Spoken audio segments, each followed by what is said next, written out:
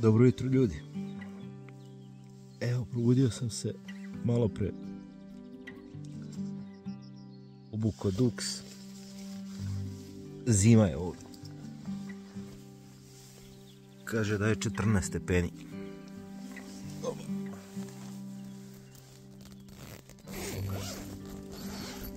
Nešto.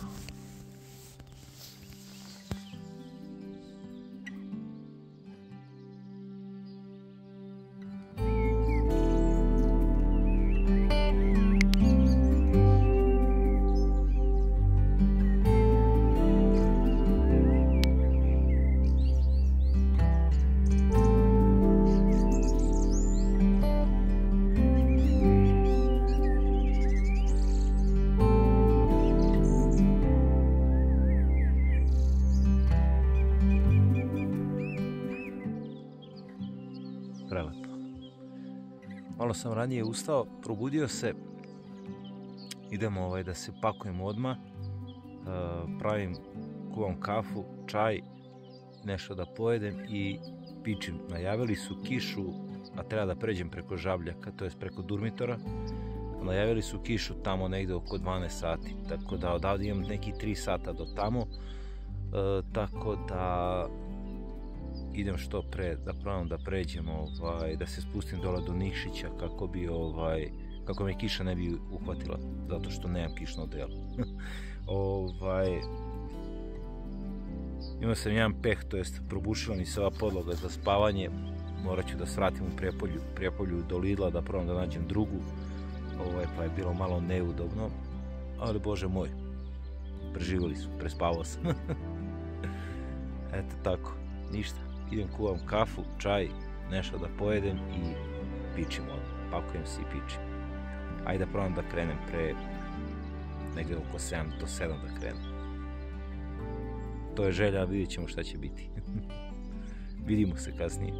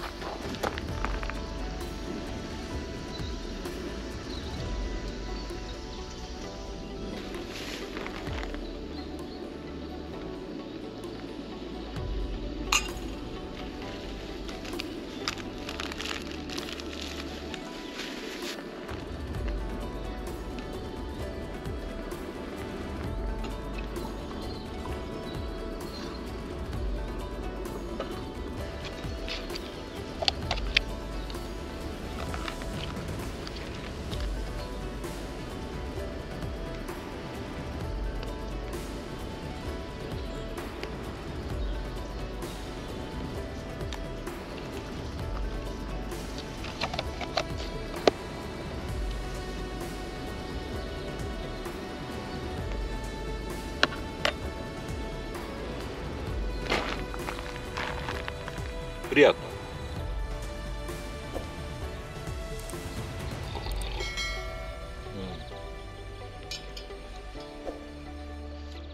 Super.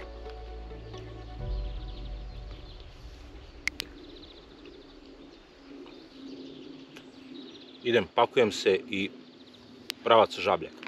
Snimam usput. Samo pogledajte ovo.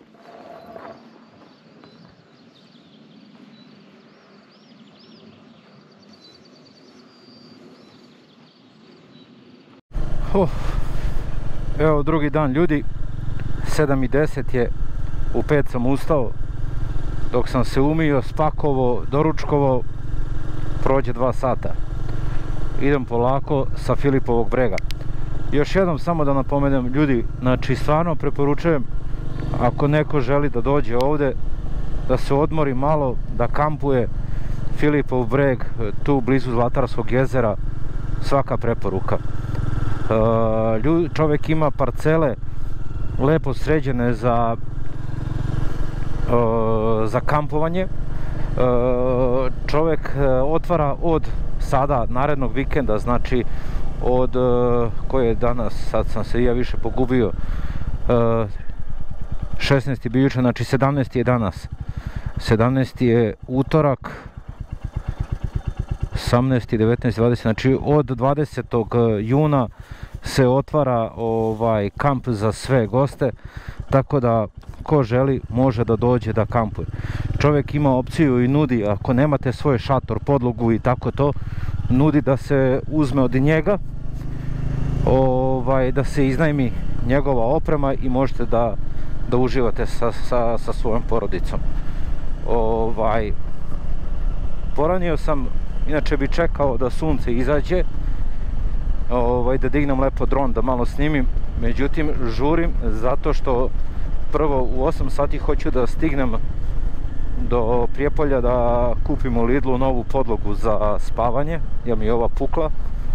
To je prva stvar. Druga stvar, ako je ima uopšte tamo. Druga stvar, žurim zato što su najavili oko 12 sati kišu na Žabljaku i hoću da probam da je izbjegnem, to jest da prođem da prođem preko Žabljaka pre 11 sati. Eto, to je plan.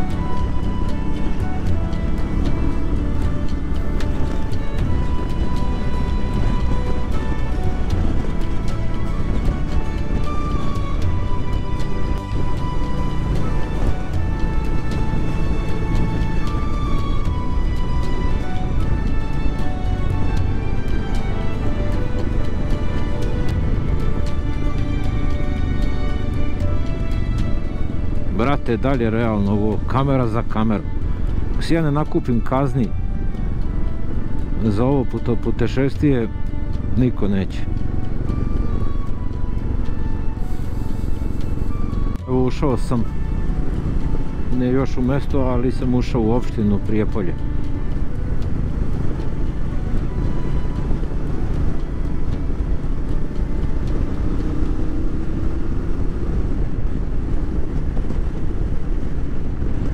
Tu se nalazi u Prijepolju manastir Mileševa, gde se nalazi i leva ruka šaka, tako reći, našeg Svetog Save, prvog srpskog arhijepiskopa. Također Mileševa je poznata po tome što je prelepo oslikana sa, ajde da kažemo, ima freska Belog anđela ili ti Svetog arhangela Gavrila.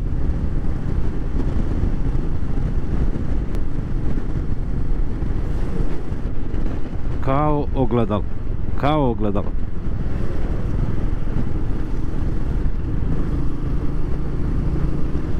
Reka Lim.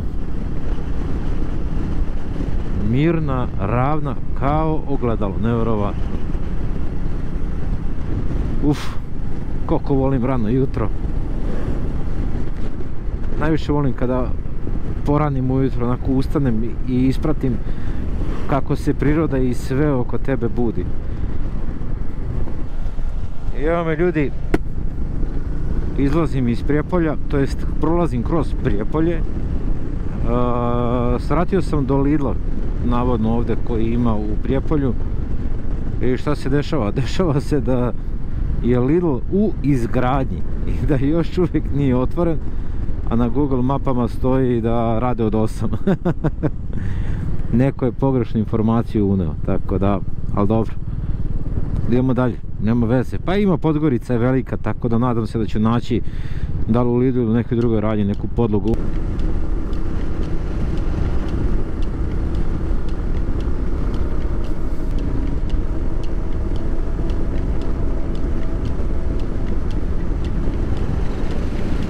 Wow, kakav pogled.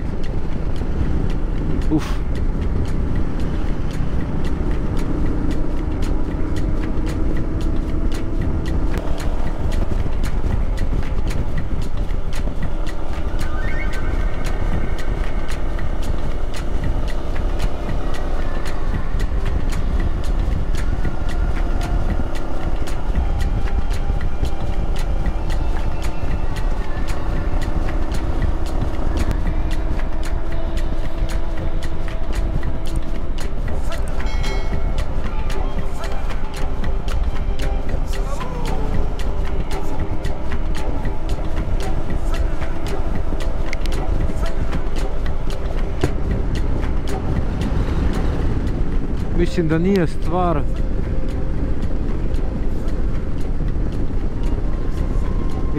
stvar šta se vozi, nego je stvar u želji i htenju. Ja sam imao zaista želju da ovuda prođem motorom i slava Bogu, evo, ostvarila mi se ta želja da... Kako je ovo lepo. Ljudi, ja ne mogu opisati ove mirise.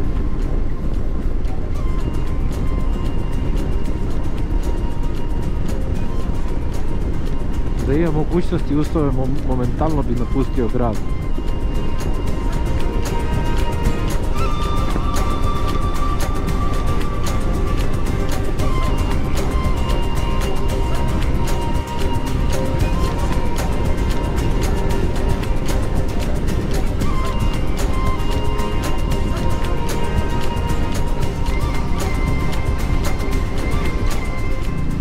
Evo je državna granica.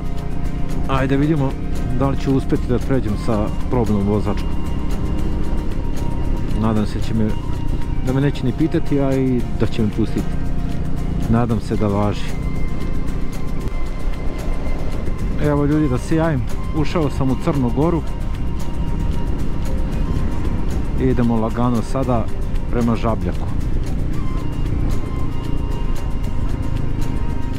Opa! Ma nikakvih problema, niko ništa nije pitao, samo lična karta i saobraćajna dozvola od vozila i to je to. Na carini samo pokazali rukom prođi.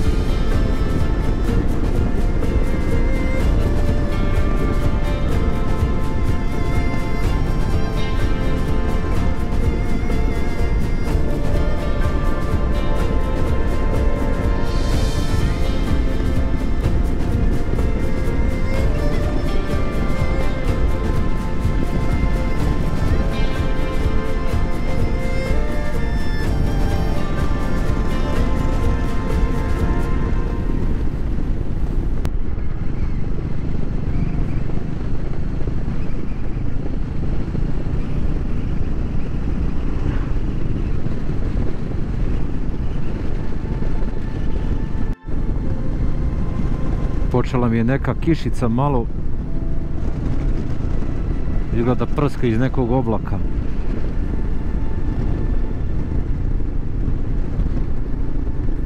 Mada su najavili tek oko 12, ali evo, pola 10 i vidjet ćemo. Nadam se da ću da uteknem. Evo ga most Đurđevića Tara. Evo pravim kratku pauzu u restoranu Suza Evrope blizu Đurđevića Tara, tamo se vidi u pozadini. Popijem kaficu i idem dalje. Vidimo se.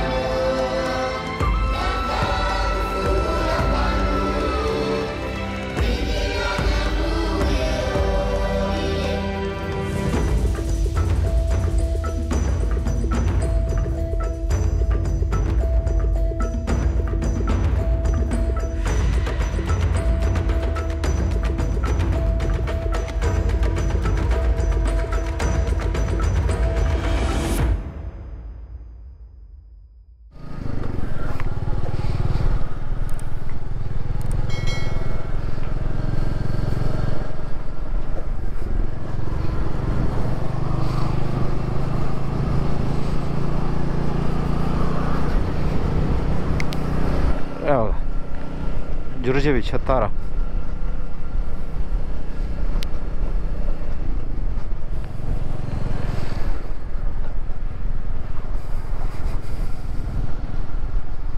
Prelepo nešto, stvarno.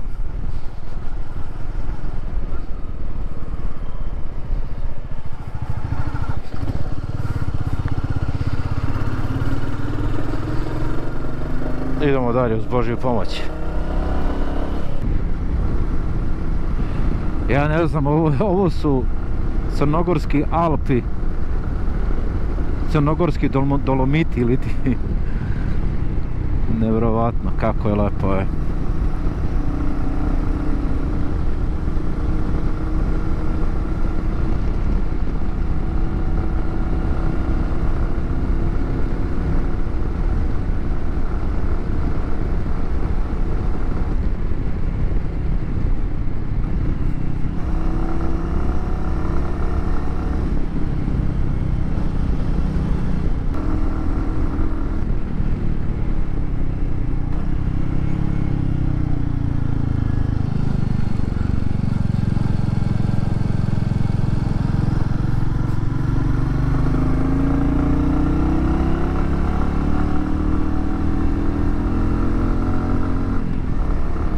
Ide mališan, 20 konja, 20 njutna.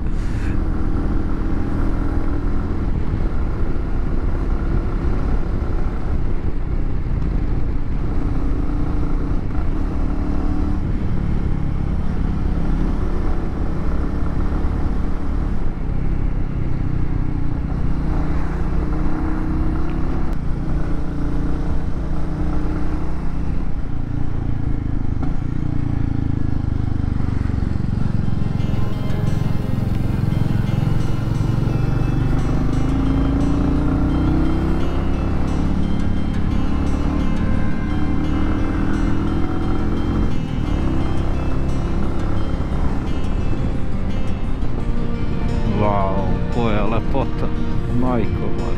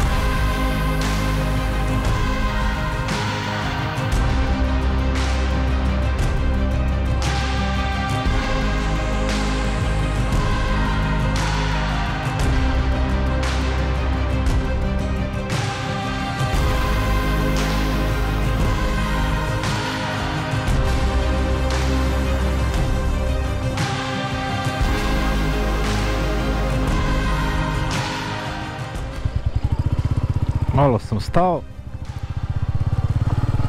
snimio, evo kako brzo se spusti oblak. Malo pre kad sam stao bilo je onako jedva da je pipa, evo gledajte sad ovo. Dok si rekao keks, promeni se vreme. Idemo mi dalje. Pravac ka Nikšiću.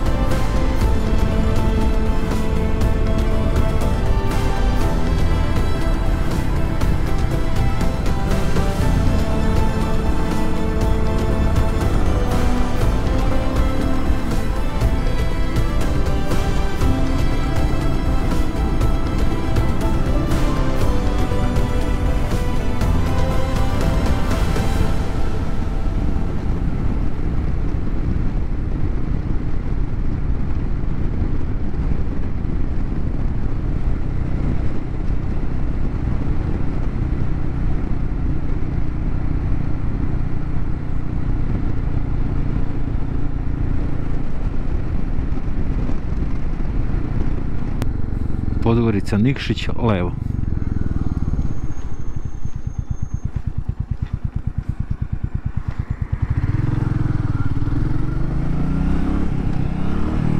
Opa. Lepo, toplo. Malo ću da napravim negde pauzicu i onda idem dalje. Stao sam i napravio jednu malo dužu pauzu i popio sam kaficu i popio vodu, to jest Coca-Colu Zero, i rekao, kako sam seo malo kao da odmorim, primetio sam da počinje kao, hoće da mi se prispava, ajde kažem. I rekao bolje da ne sedim više nego da krenem, da se ne bi uspavao.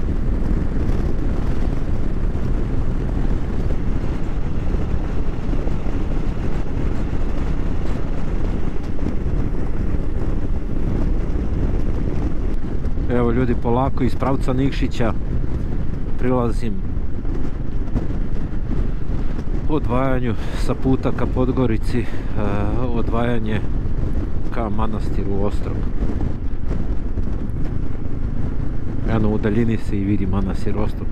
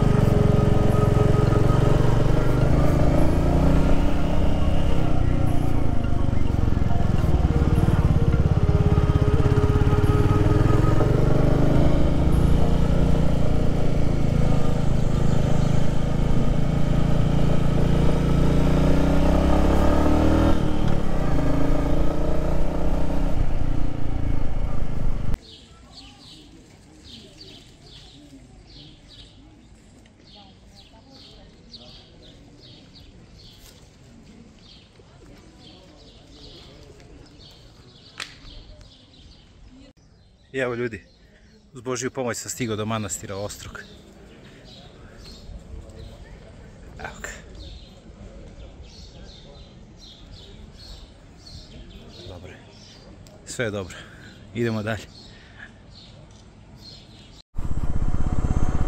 manastiru Ostrog. Polako se spuštam, idem ka Podgorici.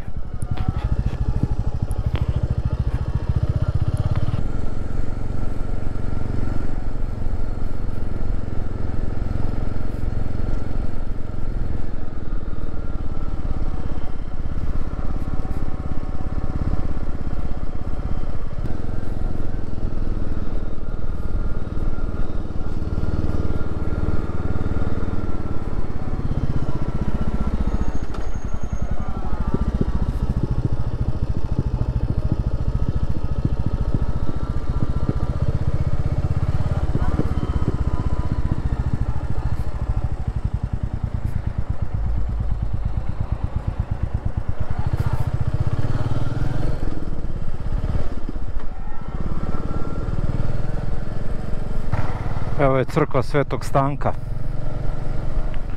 Sveti Stanko je jedan dečak kojem su Turci svojevremeno odsekli obe ruke. Te ruke se nalaze u toj crkvi, netruležne. I obično kada dolaze ljudi da se krste ovdje u manastir Ostrog, krštenje se vrši u crkvi Svetog Stanka.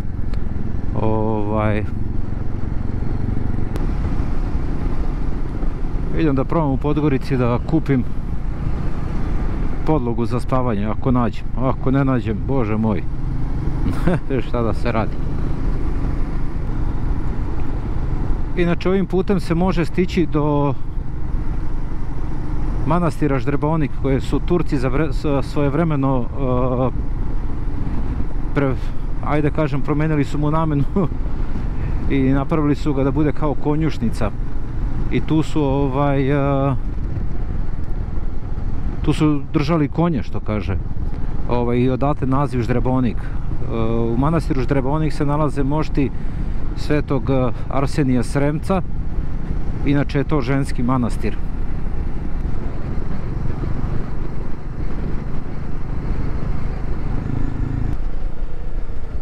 Danilovgrad.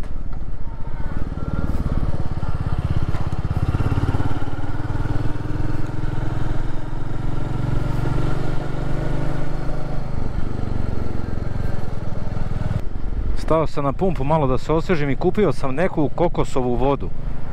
Ne mogu vam opisati koliko mi je prijala, kako mi je lepo legla. Evo, bio sam u Podgorici, pokušao sam da nađem, kako se zove, podlogu za spavanje. Našao sam, ali su preskupe, tipa preko 56 eura je valjda najjeftinija, tako nešto bila. Znam da sam se smorio, rekao čovječe, jeftinije nađem prenoćište negde nego da kupujem podlogu. Mislim, mogao sam i bez nje, ali šta da se radi. Našao sam neki smeštaj u Budvi, tu ću prenoćiti. Tako da sutra ću onda nastavim od Budve dalje.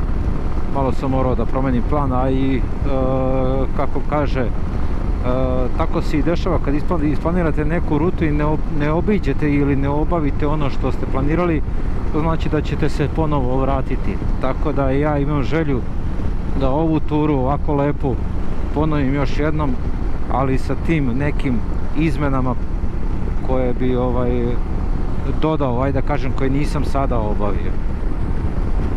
Ali sve super, hvala Bogu za sada, lagano, polako ide to. Jedva čekam da dođem u smeštaj, da se raspakujem i da rezimiram današnji dan. Neverovatno je, znači kao da mi je trajao 5 dana što se tiče stvari koje sam video i kuda sam prošao, a u stvari sve je stalo u jedan dan. Stvarno sam uzbuđen i toliko srećan, mogu zamisliti samo recimo šta je Iči Buc kada putuje, kad prođe se ono, kako se ona osjeća. Znači neverovatno je.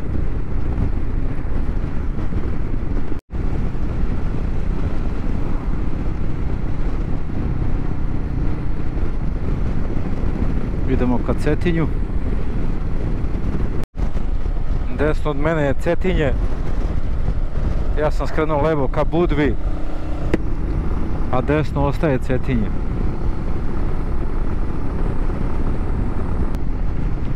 Sad mislim da će biti jako lepih panorama, to jest jako lep pogled odavde dole. Vidjet ću ako budem mogao negdje da se zaustavim, a ako ne idem pravo u smještaj.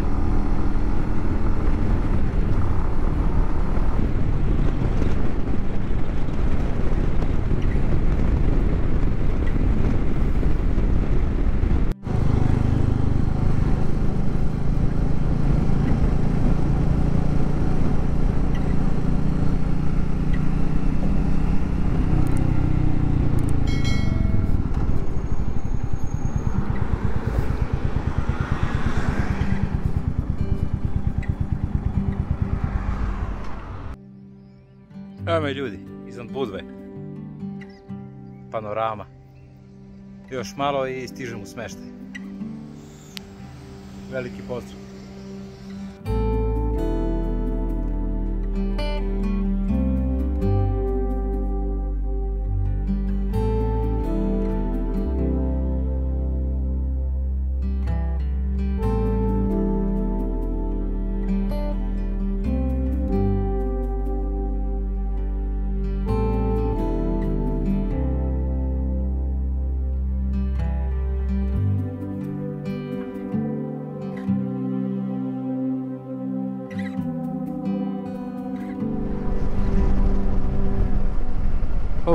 Stao sam na panoramu, napravim koju sliku i spuštam se dalje. Evo još 10 km do smještaja.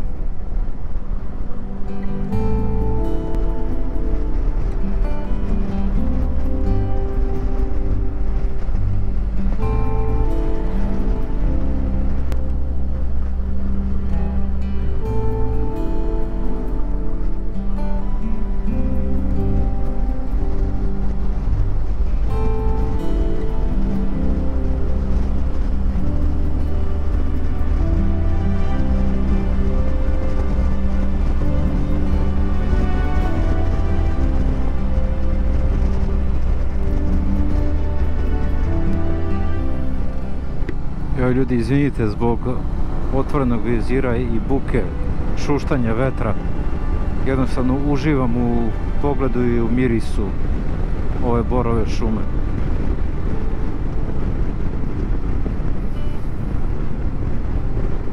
Ne mogu vam pisati kako lepo miriše.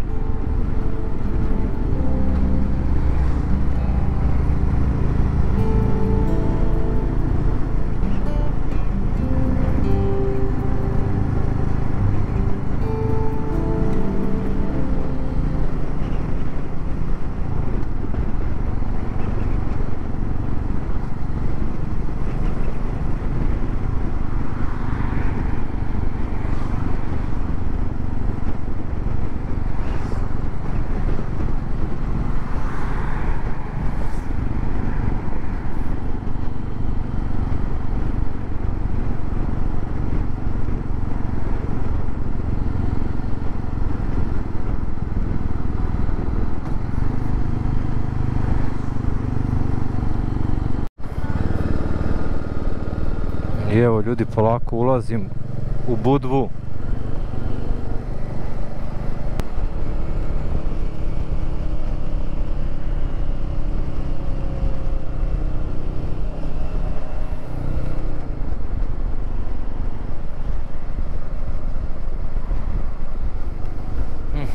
Miris mora.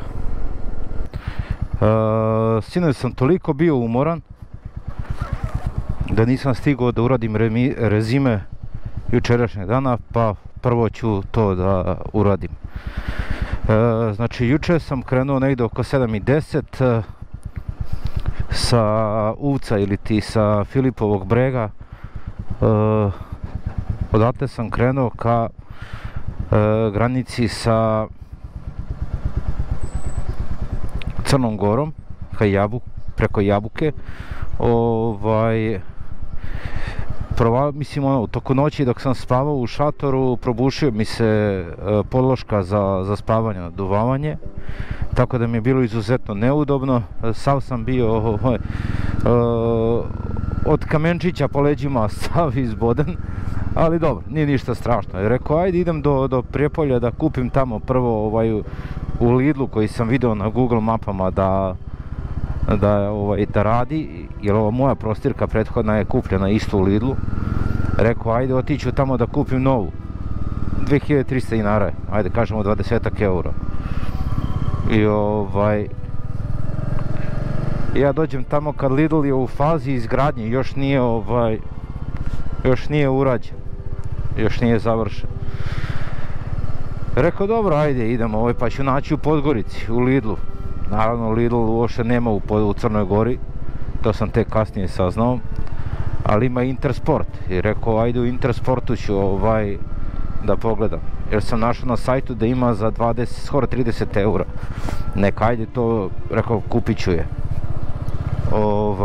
Međutim, dolazim, ajde nastavim u stvari put dalje. Prelepim putem se penjem ka Durmitoru. Stvarno neverovatna deonica preko Durmitora, Žabljaka, ka Šavniku, tamo Đurđevića, Tara i to, znači, ono je izmišljeno. Mogu zamisliti samo šta je onda, šta su onda Dolomiti ili ti Transfagarašanin, Transalpina, kad je ovo ovako lepo. Spustio sam se ka Nikšiću i onda od Nikšića polako put ka manastiru Ostrog. Najgore je to kada vozite motor i stanete negdje, tipa eto ja sam stavio tu blizu Nikšića da popijem kafu, malo da se odmorim pre uspona gore ka manastiru Ostrog.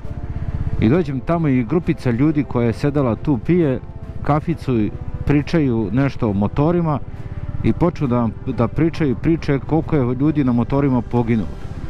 Pa mislim, što kaže moj drug Marko, naravno uvijek treba imati strahopoštovanje i taj neki strah radi predostrožnosti, nego, kaže, ne sedamo mi na motor s tim kao danas će da se nešto desi. Ne, nego sedamo na motor zato što kažemo sebi kako će mi danas biti lepo na motoru. Znači, mislim, i onda tako su krenuli da mrači i meni su tako počele u glavi da se vrte neke crne misli. Ali dobro, možda je to i Bogom dano, jer sam zaista polako vozio ka manastiru Ostrog, bez srljanja, bez igde ičega, lagano, potpuno smireno onako. I slava Bogu, popao sam se gore, bio malo i vratio se posle starim putem ka Danilovgradu i od Danilovgrada ka Podgorici. U Podgorici sam krenuo da tražim Intersport da bi kupio prostirku, naduvavanje, to je podlogu, i našao sam je za 56 eura. I onda sam se iznervio, rekao neću da je kupujem za te pare, zato što sam našao smeštaj u Budvi za 25 eura. I mislim, tada sam uzeo, rekao daj da pogledam koliko je onda smeštaj u Budvi. I vidim da je u Budvi smeštaj tipa, evo, da sam sada bio 25 eura. Meni tu ništa specijalno ne treba, samo da imam gde da se istušujem i da legnem da spavam. Ništa više. I ajde, vratim se ja, to jest rezervišem smeštaj i posle toga iz Podgorice pravac ka Cetinju, od Cetinja dole sam se spustio ka Budvi. Tako da sve u svemu jučerašnji dan oko 330 km. Ajde da kažem i to da sam sipao gorivo juče u Danilovgradu i sipao sam negde oko 8 litara. I znači ukupno od Beograda za tadašnji 500 i sad ću vam reći koliko, 520 i neki kilometar potrošeno 15 litara goriva. Što znači da ovaj mališan zaista troši, može čak i malo ispod 3 litra na 100 km. Što je fenomenalno, ja sam stvarno prezadovoljan. Da mi neko rekao da će doći do ovde sa 15 litara goriva, ne bi verovao, mislim, da li je realno to uopšte.